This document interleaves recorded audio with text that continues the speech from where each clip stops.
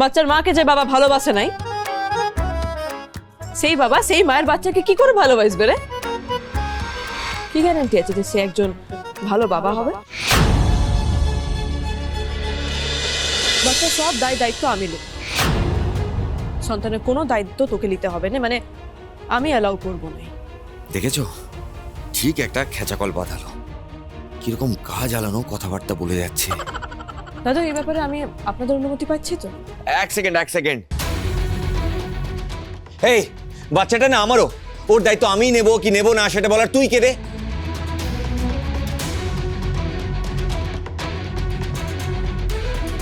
আমি কে মানে? বাচ্চাটা আমার শরীরে বড় হয়েছে রা, আমি ওর মা বটি। তাই আমার সন্তান এই পৃথিবীর আলো কিভাবে দেখবে, কিভাবে বাঁচবে, সেটা তো আমি ঠিক করবো। বল, ও তো শরীরে আসতো যদি আমি না থাকতাম। আমার কি কোনো কন্ট্রিবিউশন নেই নাকি? হ্যাঁ, আমিও না 50% দাবিদার। আমারও ইকুয়াল রাইট আছে বাচ্চাটাকে বড় করে তোলার। না রে রাই, একেবারে না। অ্যাক্সিডেন্টালি কন্ট্রিবিউশনটা করে ফেলেছিস, ভালোবেসে তার করুস লাই। তাই এই কন্ট্রিবিউশনে না কোনো রাইটস জন্মায় না। তুই সব বুঝে গেছিস, বল, সব জেনে গেছিস তুই। কোনটা অ্যাক্সিডেন্ট, কোনটা ভালোবেসে করা, এদিকে আমি কিছু জানতে পারলাম না, তুই সব জেনে গেছিস। তুই বুঝবি, তুই ডিসাইড করবি, তুই ওয়ার্ডিক দিবি। আমি কি বানে জলে ভেসে এসেছি নাকি? তোর পাপেট নাকি আমি? সেটা তুই ভালো বুঝবি না, আমি তোর মতিগতি বুঝিলাই বাবা। অনেক বুঝবার চেষ্টা করেছি, কিন্তু শেষমেশ বুঝেছি যে আমি ফেল মেরে গেছি ওতে। এক সময় তোর মনে হয়েছে তুই আমাকে ভালোবাসুস, তারপর তোর মনে হয়েছে যে তুই সেটা এক্সাইটমেন্টে বলে ফেলেছিস। তোর মনে হয়েছে তুই আমাকে আসলে ভালোই বাসিস নাই।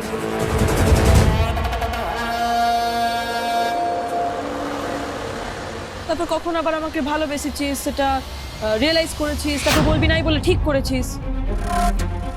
যদিও সেটা না বলে তুই কি উদ্ধার করছিলিস সেটা তুই জানোস। তারপর সেটা আমি জেনে যাওয়ার পর তোর মনে হয়েছে যে তুই আমাকে আর ভালোবাসিস না।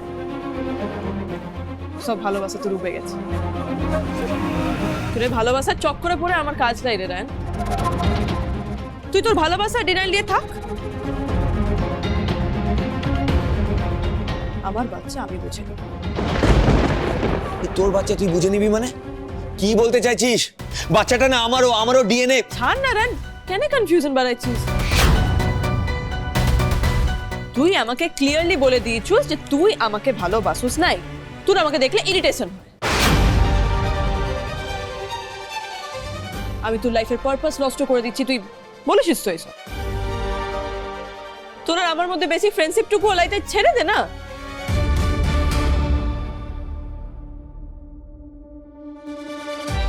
এত অসহ্য লাগে যখন আমাকে, তখন আমার সাথে কোনো সম্পর্কই রাখার দরকার নাই। যা হয়েছে ভুলে যা, তুই এখন ফ্রি বার্ড। আমার বা আমার বাচ্চার কোনো দায়িত্বই তোকে নিতে হবে না। আরে দাদু ঠামি, ও কি বলে যাচ্ছে? ও বলে যাচ্ছে আর তোমরা চুপ করে শুনে যাচ্ছ চায়ের কাপ হাতে নিয়ে। একটা প্রতিবাদও করছো না। ও শরীরে বাচ্চাটা বড় হচ্ছে বলে আমাকে বঞ্চিত রাখবে? আর ও কি বলছে সব সিঙ্গেল মাদার এন্ড অল? এগুলো আবার কি? বলো তোমরা কিছু।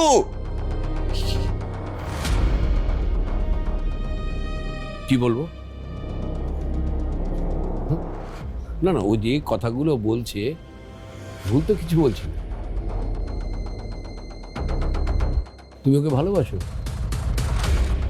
দেখো, তুমি যবে থেকে ওকে বিয়ে করেছো সেদিন থেকে আজ পর্যন্ত কোনোদিন সুস্থ স্বাভাবিক স্বামী স্ত্রীর জীবনযাপন করেছো ওর সাথে? আর যদিও বলে যে ওর বাচ্চার দায়িত্ব ও তোমাকে দেবে না, তাহলে কোন যুক্তিতে তুমি ওকে বারণ করবে বলো? আরে তোমরা এটা কি করে বলতে পারো? কেন পারে না বলতে পারে? আমার তো মনে হয় পারুল যেটা বলছে একদম ঠিক বলছে। দেখ রায়, তুই তো পারুলকে ভালোবাসিস না, পারুল তোর জীবনে একটা হেডেক, তাহলে কেন শুধু শুধু তোর হেডেক বাড়াচ্ছিস? পারুল ঠিক পারবে বাচ্চাটাকে একা মানুষ করতে, আর তাছাড়া আমরা সবাই তো আছি। আমার মনে হয় রান, তুই তোর মতো লাইফ লিড কর। আমি বলেছি পারুল আমার জীবনের হেডেক। কিন্তু ভালোবাসো সে কথাও তো বলনি। পারুল এসে তোমার জীবনের পূর্ণতা দিয়েছে, তোমার জীবনের মানে তুমি খুঁজে পেয়েছো, ওকে তুমি ভালোবাসো, সে কথা তো তুমি বলনি। আগে স্বীকার করো মনের কথা, তারপর নয় ভাববো। তবেই তো তোদের দুজনের ভালোবাসার ফসলকে একসঙ্গে বড় করে তোলার প্রসঙ্গ ওঠে রায়ন। নাহলে তো বলতে হবে পারুল ঠিক সিদ্ধান্তই নিয়েছে। আবার সেই এক কথা, এক ব্যাপার। পারুল আবার তোমাদেরকে ম্যানিপুলেট করে ফেলেছে না? ও যেই একটা সুযোগ পেয়েছে আবার তোমাদেরকে আমার পেছনে লেলিয়ে দিয়েছে, তাই তো? আবার তোমরা জোর করছো তো? হ্যাঁ, কোনো লাভ হবে না, বলে দিচ্ছি, কোনো লাভ হবে না। এইভাবে তোমরা কোনো কনফেশন পাবে না। দেখেছো রঘু দিদি কি বলবে? ওকে দেখো কি করছিস বলতো তুই রায়ান?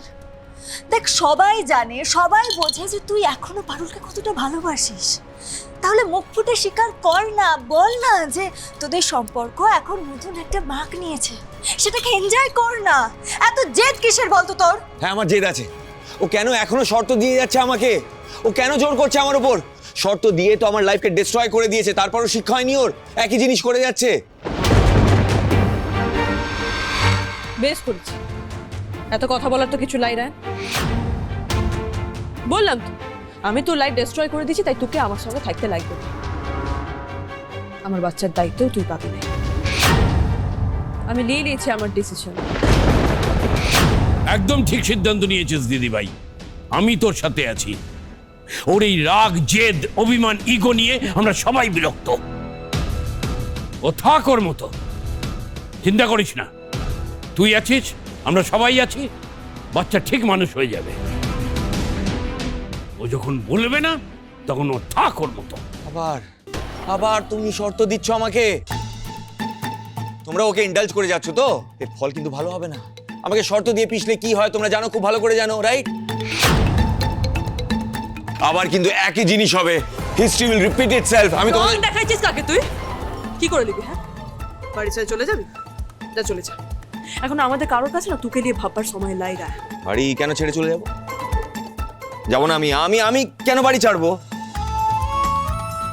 থাক তাই না, কিন্তু মাথা খাসলে। কেন মাথা খাবো না? মাথা আমি কেন খাবো না?